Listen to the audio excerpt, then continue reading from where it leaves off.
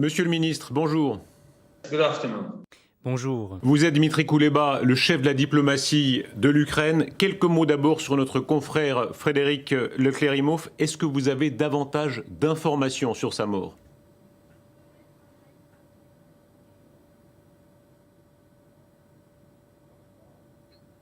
Well, this was another tragic murder C'est of a un journalist autre meurtre by tragique d'un Russian journaliste par l'armée army russe in Ukraine qui s'est since the produit en beginning Ukraine of depuis the le début large-scale aggression de of l'agression de 24 grande Poles. ampleur depuis le 24 He février died dernier. while Il est mort being part of the alors humanitarian qu'il convoy. accompagnait un And convoi we can speak of a humanitaire. double crime here. Nous First, pouvons donc the parler d'un Russian double army crime. Tout attacked d'abord, the l'armée russe humanitarian a convoy. attaqué un convoi Second, humanitaire it killed a et journalist, ensuite elle a tué who un belongs to a journaliste profession that needs to be qui appartient protected donc à une under profession any qui doit circumstances. être I protégée would en like toutes to express my circonstances. condolences Je tiens à exprimer toutes mes to condoléances relatives, friends, aux and proches et à colleagues la of famille the et aux French collègues journalist, du journaliste français. and we will do our utmost to Et nous facilitate ferons tout ce repatriation qui est en of notre his pouvoir body pour assurer to le France. rapatriement de son corps en France.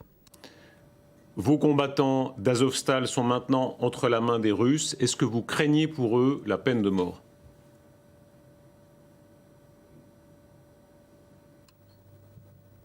Well, we cannot trust Russia. Eh bien, une chose est sûre, nous ne pouvons pas faire confiance à la Russie.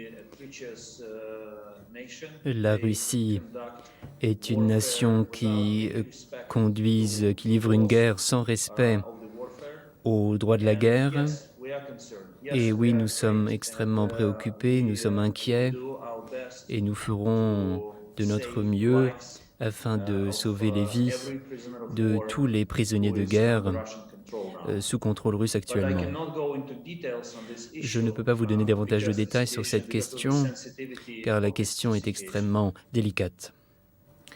Est-ce que la ville de Severodonetsk est maintenant tout près de tomber complètement aux mains des Russes?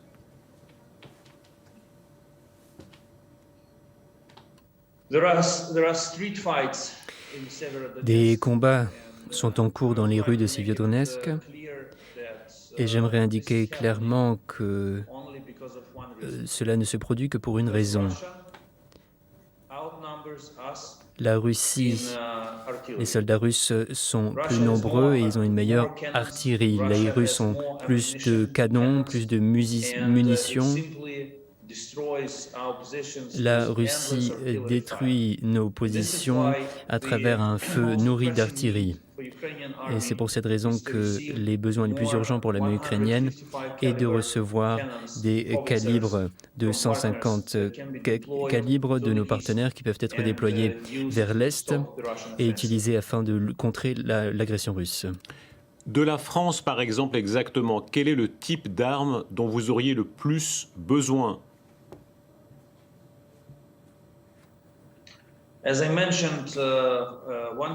Comme je l'ai dit, nous avons besoin de canons à calibre 150. Voilà nos besoins les plus urgents. Nous avons également besoin de systèmes à lance-roquettes multiples, ainsi que d'autres blindés pour assurer la mobilité de notre armée. Voilà nos besoins les plus urgents pour les combats qui ont lieu dans le Donbass.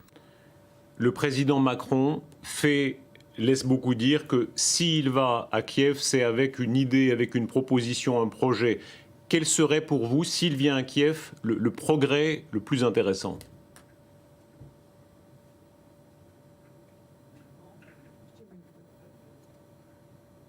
Hier, j'ai reçu la nouvelle ministre des Affaires étrangères française. Nous avons établi un contact excellent et j'entends que nous allons devenir de proches amis et collègues. Une des questions à l'ordre du jour était la possible visite du président Macron en Ukraine. J'ai répété à nouveau que le président Macron était le bienvenu. Peu importe quand, il serait bon que Emmanuel Macron vienne pendant la présidence française du Conseil de l'UE. Et bien sûr, Le meilleur serait que M. Macron vienne avec d'autres livraisons d'armes pour l'Ukraine. Voici l'aide la plus précieuse que nous pouvons recevoir de la France pour stopper cette agression russe et lutter contre cette agression. Le président Macron a fait une comparaison avec le traité de Versailles 1918 en disant « il ne faut pas humilier la Russie et il ne faut pas cultiver un esprit de revanche ». Est-ce que vous acceptez cette comparaison historique ?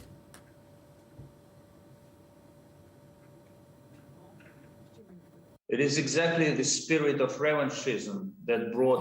exactement cet esprit de revanche qui a conduit la Russie à agresser l'Ukraine et qui a poussé Poutine à lancer cette guerre de grande ampleur contre un pays souverain en Europe. C'est une première depuis la fin de la Seconde Guerre mondiale. Nous ne pensons pas qu'il faut prendre en considération cet aspect, à savoir de faire attention que la Russie ne souhaite pas prendre sa revanche, car c'est déjà le cas. Et la meilleure manière de défier, de lutter contre la Russie, de lui apprendre une leçon à la Russie, nous ne pouvons pas. Il n'est pas possible d'envahir l'Ukraine, de commettre des crimes. Ce n'est pas comme ça que les choses doivent se produire. Nous ne devons pas permettre à Poutine une issue qui lui permette de sauver la face, car si c'est le cas, Poutine continuera son agression comme il le fait depuis 8 ans. Mais monsieur le ministre, est-ce que l'Europe, selon vous, peut vivre en paix avec Vladimir Poutine qui reste au pouvoir à Moscou, ou est-ce que d'une manière ou d'une autre, tant qu'il est au pouvoir, c'est la guerre ? Je pense que tant que Poutine est en vie, il tentera de déstabiliser l'Europe, il attaquera les nations souveraines. Voilà le cœur de sa politique et c'est ce qu'il lèguera également. Cependant, nous voyons l'ampleur de cette agression. Nous pouvons contrer ses capacités d'attaquer, de déstabiliser. Voilà ce qui devrait être notre objectif principal. Le nôtre, celui de l'Ukraine et de ses partenaires. La France se tient aux côtés de l'Ukraine depuis le début de cette agression et nous apprécions grandement le leadership du président Macron. Mais n'oublions pas, quelques semaines avant le lancement de cette agression, le président Poutine a menti ouvertement au président Macron, au chancelier Scholz et à d'autres dirigeants, à savoir qu'il n'avait pas d'intention d'agresser l'Ukraine. Poutine ment constamment et les dirigeants européens ne devraient pas oublier que Poutine leur a menti également.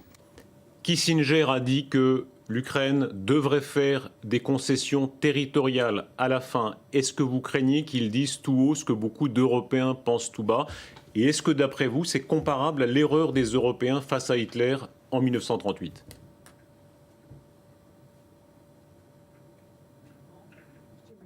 With all my respect, sauf tout mon respect aux personnalités telles M. Kissinger, il est un expert qui exprime son opinion. C'est un expert et non un responsable d'un pays qui représente une organisation internationale ou un pays. Je ne commente pas toutes les impressions des experts. Aucun responsable politique en Europe ou en Amérique du Nord ou d'autres pays qui se tiennent aux côtés de l'Ukraine n'ont indiqué que nous, l'Ukraine, nous devions faire des concessions territoriales afin de cesser cette guerre et apaiser Poutine. Ce n'est pas une position officielle. Et si quelqu'un ose nous le dire, notre réponse sera ferme et nous dirons que nous ne négocions pas, nous ne transigeons pas sur notre intégrité territoriale, notre souveraineté et le destin de notre peuple. Ce n'est pas une question qui peut être négociée. Ça veut dire, Monsieur le ministre, que vous entendez récupérer chaque centimètre carré, même la Crimée, toute la Crimée ?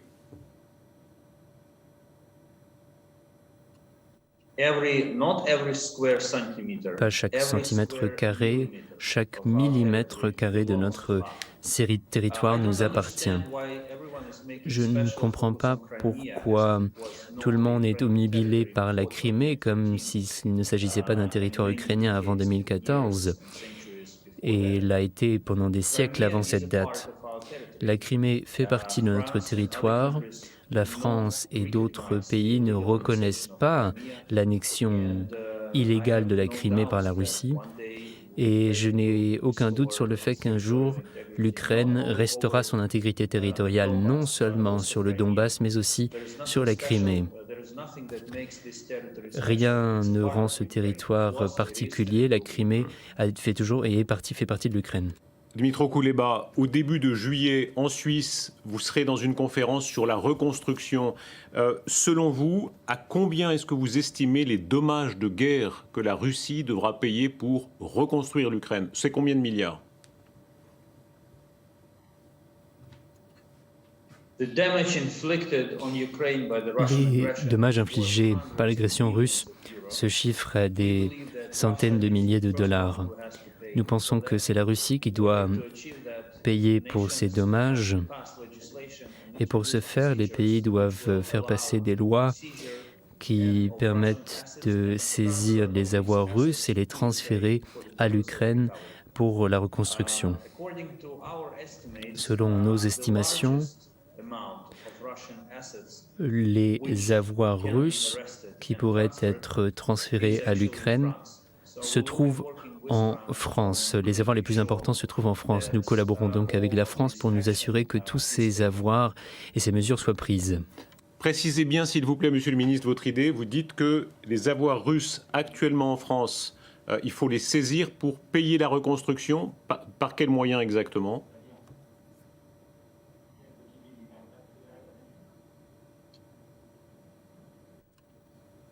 Certains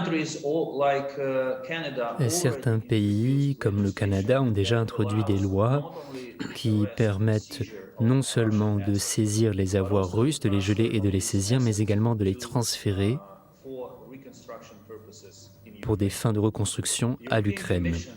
La Commission européenne travaille sur une loi qui permettra de créer un cadre légal pour les États membres de l'Union de suivre cette même voie. Cependant, ce ne serait efficace que si les gouvernements nationaux adoptent des lois efficaces, prennent les mesures nécessaires pour le réaliser. Par conséquent, s'il y a une volonté politique de le faire et de faire la Russie payer pour les dommages qu'elle a infligés à l'Ukraine, eh bien, je ne vois pas pourquoi cela ne pourrait pas se faire à court terme. Mais le point clé, c'est d'avoir cette volonté politique de suivre cette voie.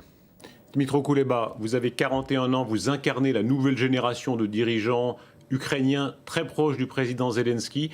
Est-ce qu'il est vrai, selon vous, que les Russes, dans un premier temps, ont espéré le tuer, ont tenté de le tuer à Kiev?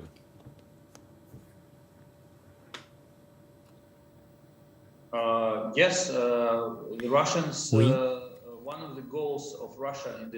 L'un des objectifs des Russes dans la phase initiale de cette guerre était de capturer et de tuer le président Zelensky, et ce, dans l'espoir de déstabiliser l'Ukraine, dans l'espoir que notre pays tomberait rapidement. Mon président connaissait ce risque et pourtant il a choisi de rester à Kiev. Est-ce que vous avez eu des informations précises de cela?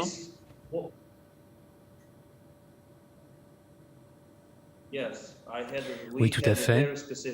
Nous avons reçu des informations spécifiques. Il ne s'agit pas uniquement de mots, la menace était bien réelle. Un mot encore, s'il vous plaît. Si la Russie menace des pays comme les pays baltes qui sont dans l'OTAN, c'est de quelle manière selon vous? Parce que, vu d'Europe de l'Ouest, on se dit qu'au fond, le risque pour les pays de l'OTAN est quasi nul parce qu'il y a la menace nucléaire. De quelle manière la Russie pourrait tenter de déstabiliser maintenant les pays baltes ou la Pologne ou d'autres pays?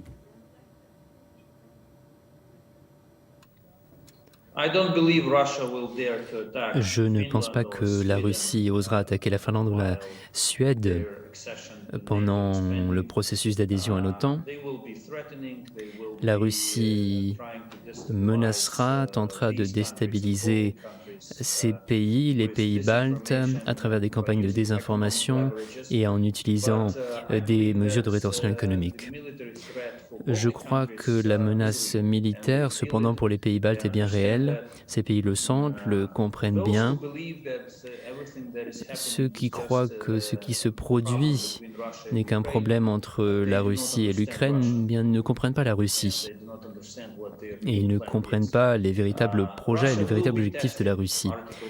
La Russie testera les limites de l'article 5 de l'OTAN dans les pays baltes afin de tester la confiance des pays dans l'OTAN. Monsieur le ministre, merci d'avoir été notre invité. Un dernier mot peut-être. Vous êtes né à l'époque de l'Union soviétique, vous êtes né en 81 encore. Selon vous, quel est le sens historique de ce qui est en train de se passer aujourd'hui? Est-ce qu'on manque de fermeté contre Poutine, de même qu'on en a manqué face à l'Union soviétique? Est-ce qu'on paye aujourd'hui la facture de 1945?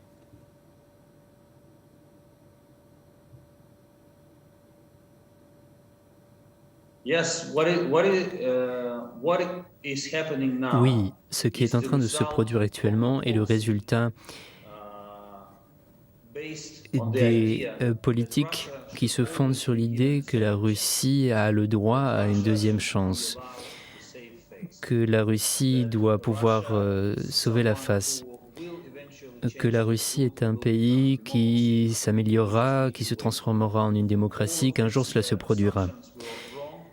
Toutes ces assumptions sont fausses, se sont révélées être fausses, et j'espère que cette guerre en Europe feront comprendre les hommes politiques en Europe qu'ils ont eu tort, changer d'avis et accepter tout simplement que le président Poutine et la Russie d'aujourd'hui demeurent une menace pour la civilisation européenne.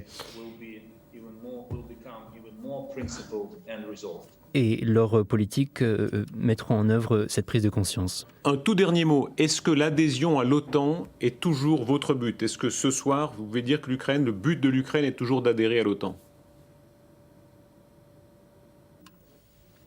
Eh bien, cela est toujours inscrit dans notre Constitution, ancré dans nos lois. Par conséquent, en tant que responsable officiel de notre pays, je ne dis pas que c'est une politique officielle, mais nous voyons comment l'OTAN a réagi au cours des 3 derniers mois. Et sur la question de l'élargissement, nous sommes dans une bien meilleure position aujourd'hui par rapport à toutes les critiques que nous entendions par le passé quant à notre situation, notre préparation à rejoindre l'OTAN. Je ne pense pas que l'OTAN est prête à nous accepter. Nous ne le voyons pas actuellement, donc nous allons temporiser et nous prendrons notre décision pour le meilleur de la sécurité en Ukraine. Monsieur le ministre, merci. Merci beaucoup.